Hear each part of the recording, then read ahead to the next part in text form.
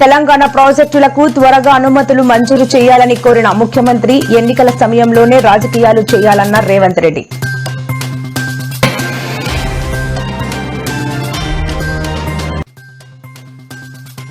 BRS ఓటమి, కొత్త party ఏర్పాటుపై కవిత కీలక వ్యాఖ్యలు.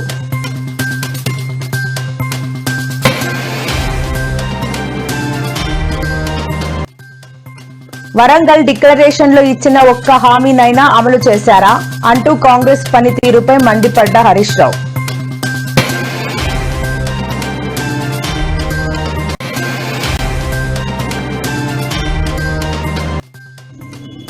సొంత స్థలంలో ఇల్లు కట్టుకునే వారికి శుభవార్త. 2.5 లక్షల ఆర్థిక సాయం చేస్తున్నట్టు వెల్లడించిన AP assembly deputy speaker Raghurama Krishnam Raju.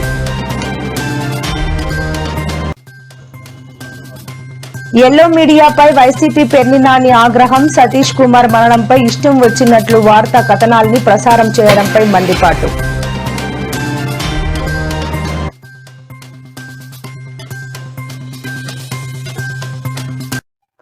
Google ప్రాజెక్టుపై లోకేష్ కీలక వ్యాఖ్యలు. ఏపీని ప్రపంచ స్థాయి ఏఐ హబ్ గా మారుస్తామని వ్యాఖ్య.